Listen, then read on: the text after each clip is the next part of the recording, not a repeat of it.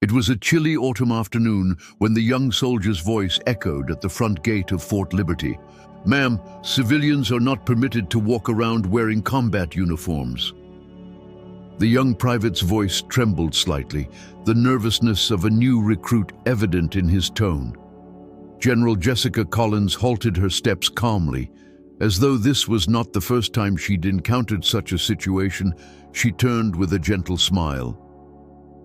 "I am not a civilian," she said softly, pointing to the single star pinned on her chest. The private's face instantly paled.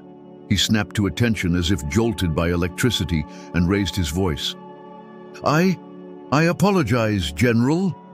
"It's all right," Jessica's warm voice reassured him, trying to calm the young soldier. "My son has come for a visit, Private Jackson." But at that moment, an uneasy feeling stirred inside Jessica's chest. If a mother's intuition meant anything, it was weighing heavily on her heart right then.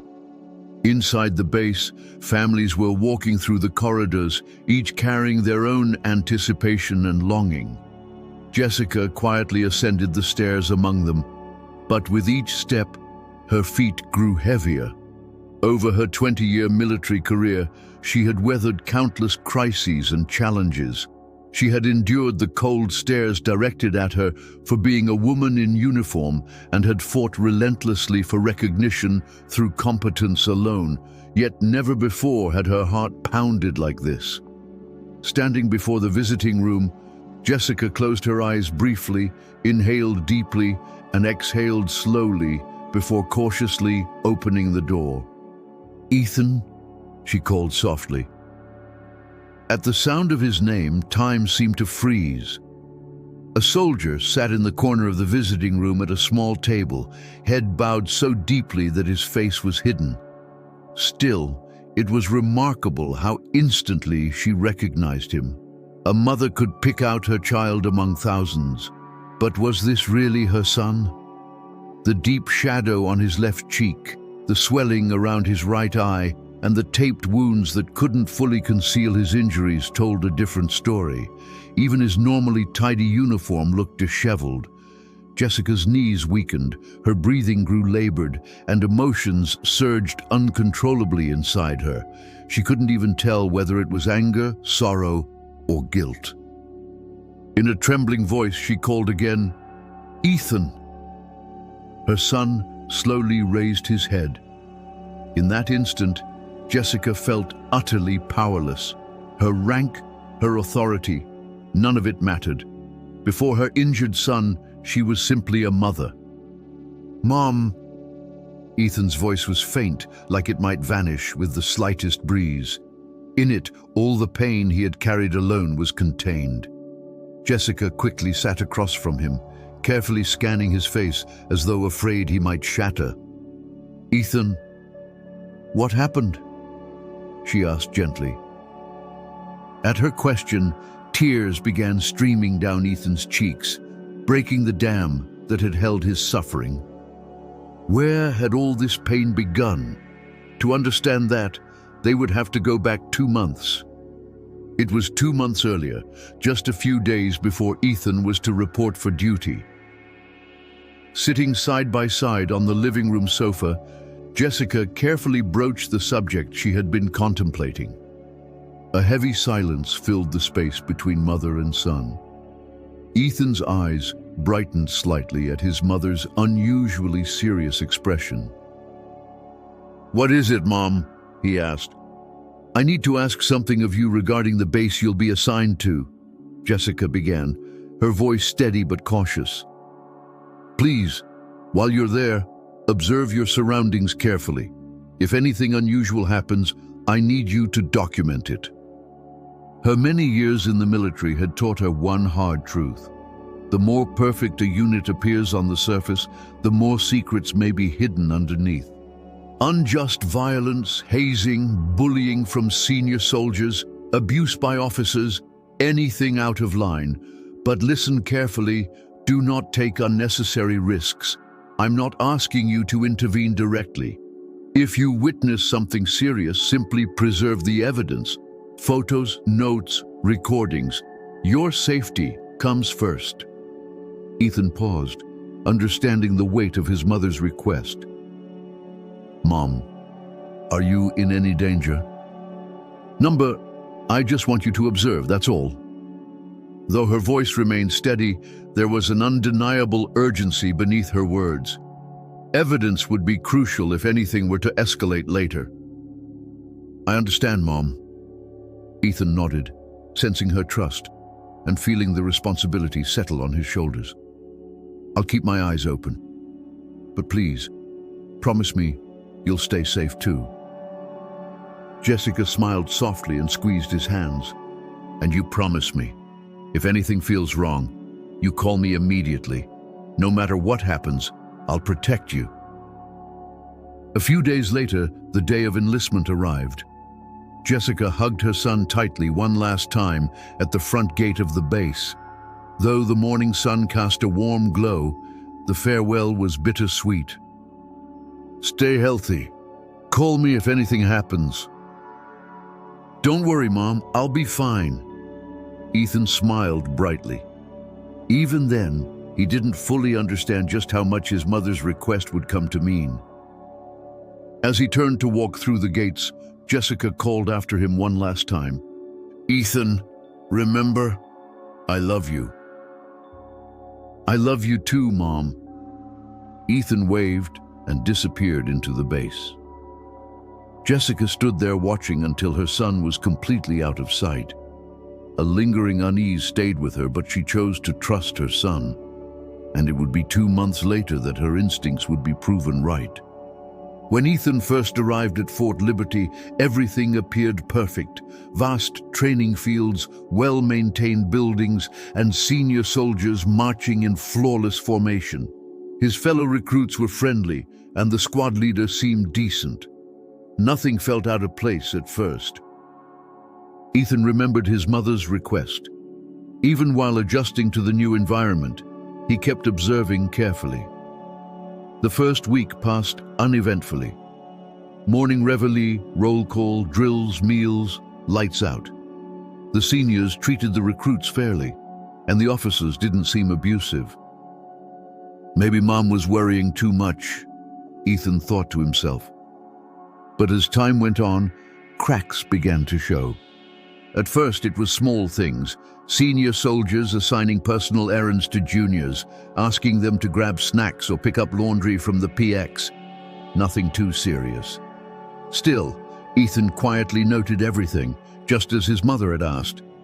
Then came the disciplinary drills. Minor mistakes led to push-ups and scolding, which still seemed like standard military discipline. But within a few more days, the nature of what he witnessed shifted dramatically. One night, Ethan got up to use the restroom.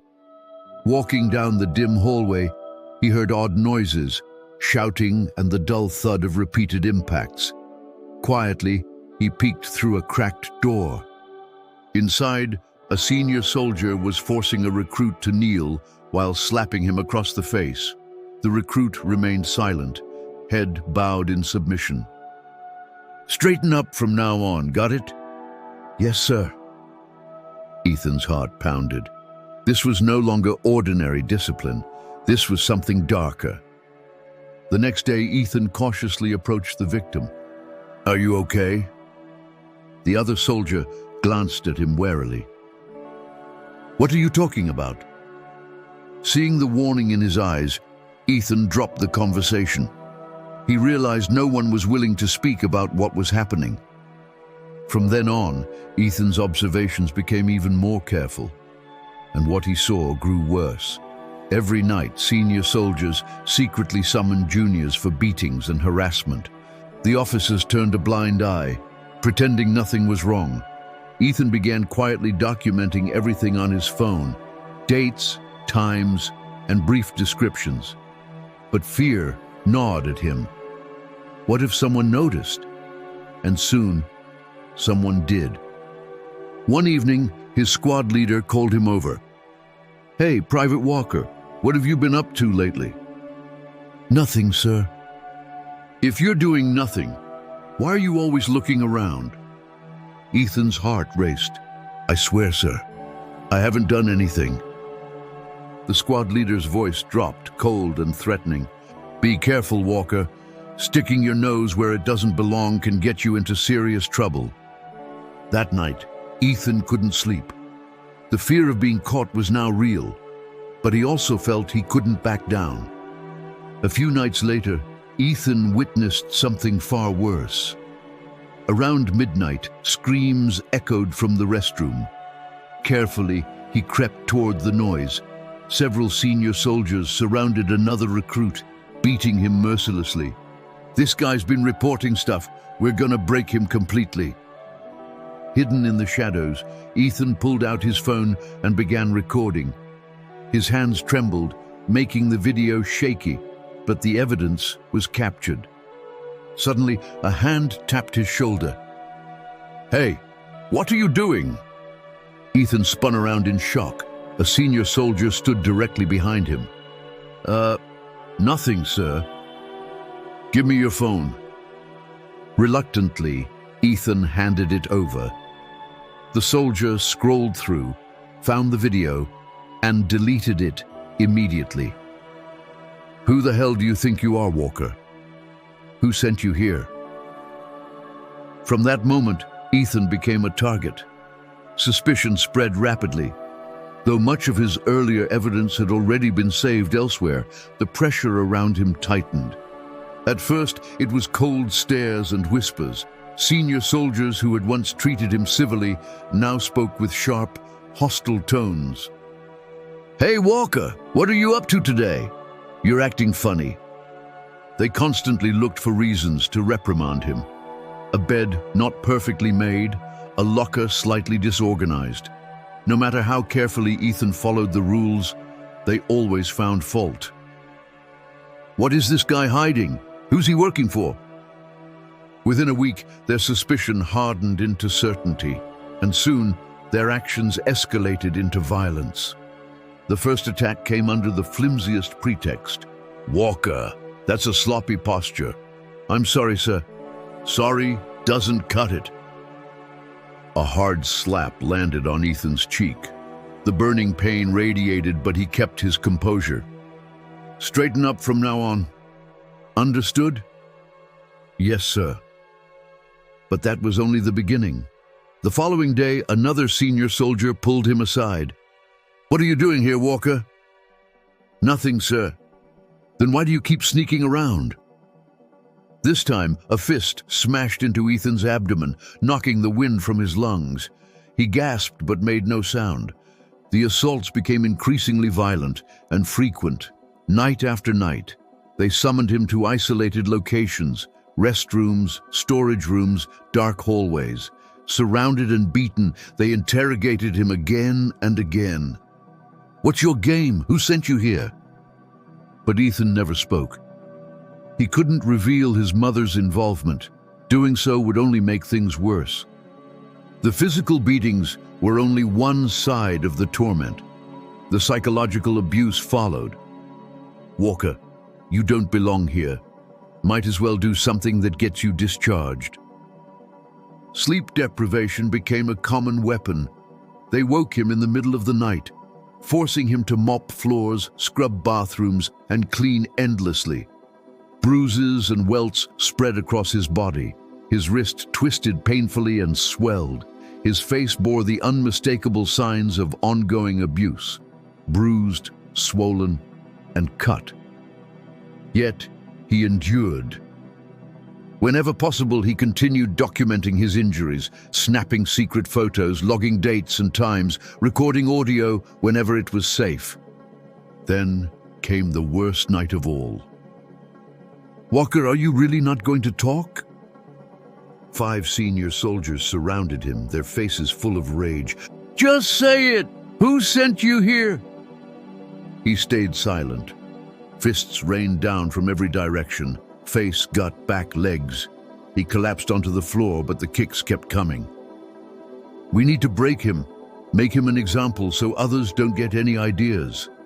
Pain shot through his entire body. Breathing became difficult. That night, alone in the restroom, Ethan cried in front of the mirror. His battered face stared back at him, lips split, blood trickling. "Mom!" he whispered softly, longing for her comfort.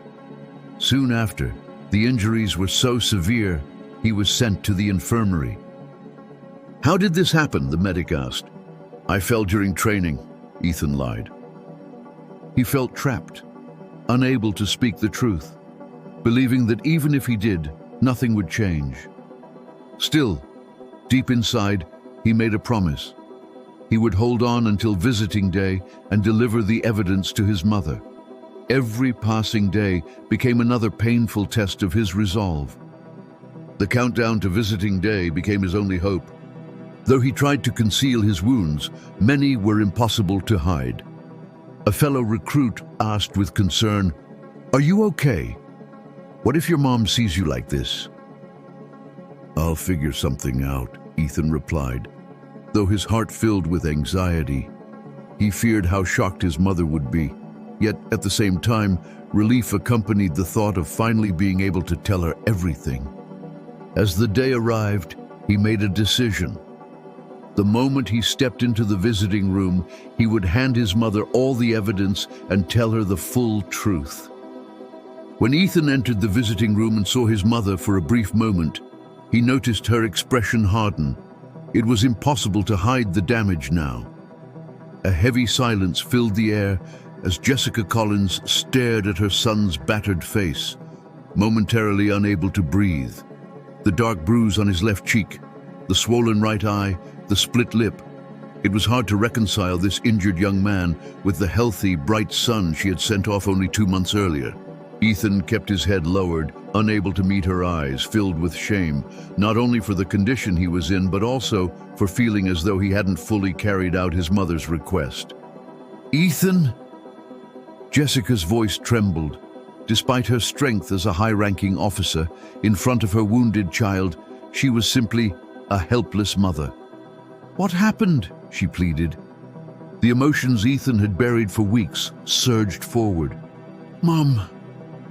His voice barely escaped his throat. Jessica leaned forward across the small table, gently reaching for his hand. But Ethan instinctively pulled back, revealing the bandage wrapped tightly around his wrist. "Ethan, please, tell me, what exactly happened?" she urged, her voice filled with desperation. For a long time, Ethan couldn't speak.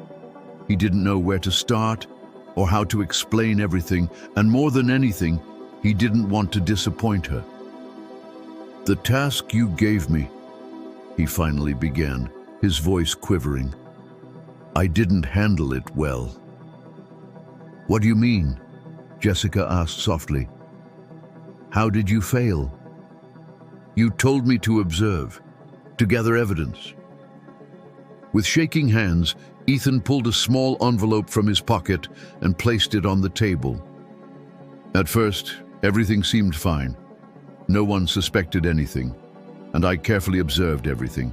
But after a while, they noticed. They found out I was watching. His voice grew softer, almost fading.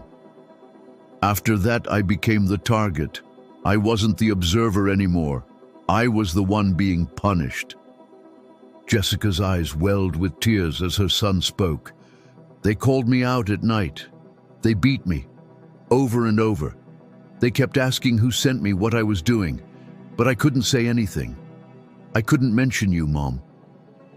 He slid the envelope closer to her. "Even after losing one video, I kept collecting evidence. I took pictures of my injuries. I recorded conversations when I could. I wrote notes." Inside the envelope were handwritten notes and a small memory card holding the hard evidence of his suffering. "I'm sorry, Mom." Ethan's voice cracked. And in that moment, everything inside him broke loose. The pain, despair, fear, and loneliness all burst forth. "Mom, it was so hard. I was beaten every night. I couldn't sleep. I was insulted, harassed." Jessica could no longer stay in her seat. She stood, walked around the table, and wrapped her arms gently around her son, holding his bruised shoulders and trembling body. You endured it all. You really endured it all, my brave son, she whispered, her voice quivering with emotion. But her expression slowly began to change. Sadness turned into anger. The anguish of a mother transformed into the resolve of a soldier. I'm sorry, Ethan. I asked you to do this. I put you through this pain. No, Mom. Ethan shook his head. You can't blame yourself. Jessica firmly grasped his shoulders, locking eyes with him. No, Ethan, you've done nothing wrong. What happened to you was never supposed to happen. Her voice shifted, steady and determined. Now it's my turn. Ethan nodded softly while still resting in her embrace. A heavy burden seemed to lift from him for the first time. Mom? Yes? I love you. I love you too, my sweet Ethan. In that moment, Jessica made her decision. The visiting time was over, but now a new battle was just beginning, the battle for justice. As soon as she left the base, Jessica pulled out her phone and made the first call, straight to the Pentagon's Military Inspector General. This is Brigadier General Jessica Collins, she said. Yes, ma'am. What can I do for you? I need the entire investigation team assembled immediately. We have an urgent matter. Be in the briefing room within the hour. Prepare the investigative staff. After ending the call, Jessica opened the envelope once more inside her car. She stared at the photos, the notes, and the audio recordings. Each piece of evidence was not only proof of her son's suffering, but now served as weapons in her fight for justice. 1 hour later, inside the Pentagon's Inspector General conference room, the emergency meeting began. The atmosphere was tense as Jessica Collins laid out the evidence across the large table. Photographs, handwritten logs, audio recordings. As the investigators reviewed the material, the room grew silent, their faces darkening with each new revelation. All of this confirms systemic abuse and organized assault within a single unit, Jessica stated, her voice steady but full of restrained fury. She paused for a moment and added, "The victim is Private Ethan Walker. He is my son." Some officers exchanged quick glances, unsure whether this was crossing into personal territory. Lieutenant Colonel Harris finally spoke cautiously. General Collins, is there a risk this might be viewed as personal retaliation? Jessica's gaze remained firm. This isn't about revenge, Colonel. This is about justice. She looked around the room, meeting the eyes of each officer. What happened to my son could happen to any soldier, and I'm certain others are suffering as well. We have a duty to end this. We will proceed with a full investigation immediately. With that, the decision was made.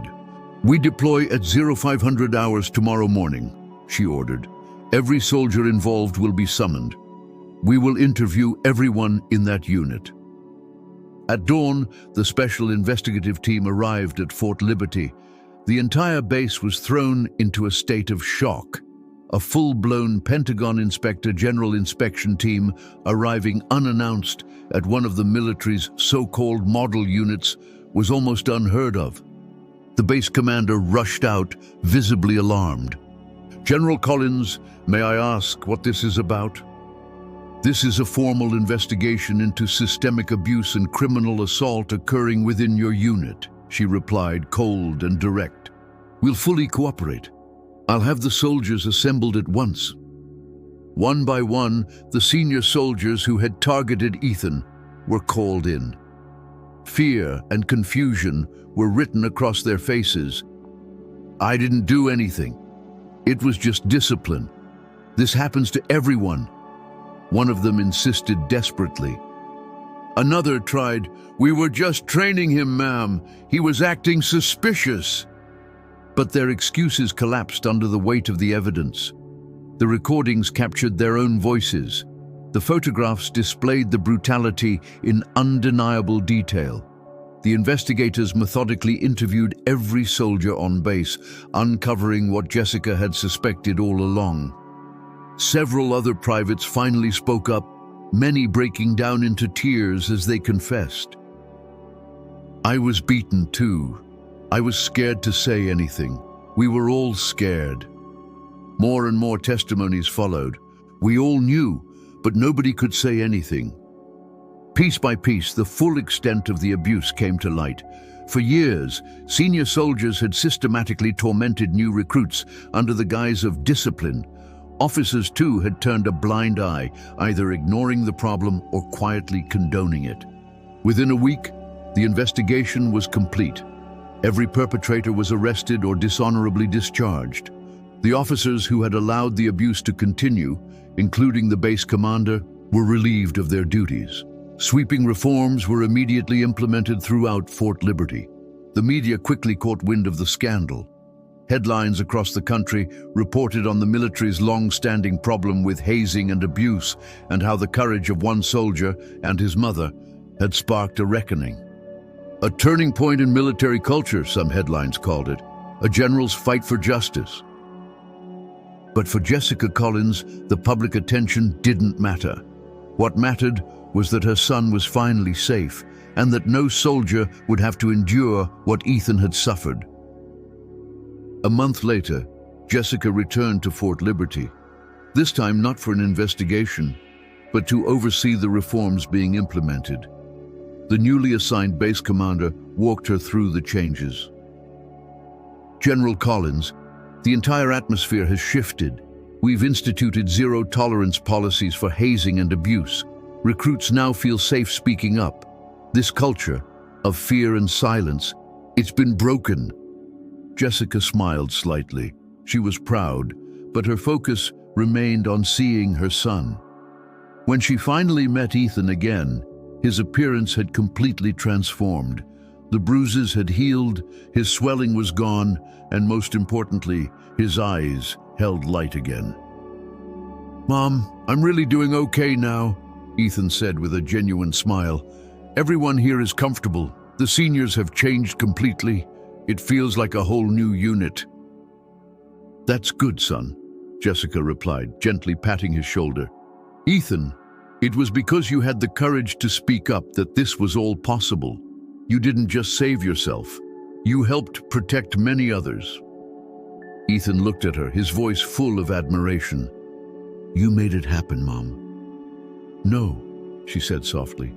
"We did this together." As Ethan's military service neared its end, his fellow soldiers and even his superiors gathered to see him off, something unimaginable only months earlier. "Ethan, I owe you," one of his former comrades said sincerely. "Without you, we'd still be living in fear. You gave us back our dignity." Jessica stood waiting at the base entrance, the same spot where she had once tearfully watched him walk through those gates as a fresh recruit. "Mom!" Ethan ran toward her and threw his arms around her. "You did so well, my son," Jessica whispered. "And you worked just as hard, Mom." On their drive home, Ethan turned to his mother. "Mom, I want to become someone like you, someone who stands for justice." Jessica smiled, her eyes glistening. "You already are, Ethan. You didn't give up. You held on to the truth even in the worst moments. That takes real courage." That evening, as they settled back home for dinner together, the television quietly aired the evening news. The Pentagon has announced sweeping reforms to the military reporting system. A new, fully anonymous whistleblower program will now be available in every unit, ensuring that soldiers can report abuse without fear of retaliation. Jessica reached for the remote and turned the TV off, looking across the table at her son. "Now finally, you can speak freely, Ethan." "I know, Mom. And thank you for believing in me, for never giving up, for teaching me what real courage is." They smiled at each other as they quietly enjoyed their first peaceful family dinner in months.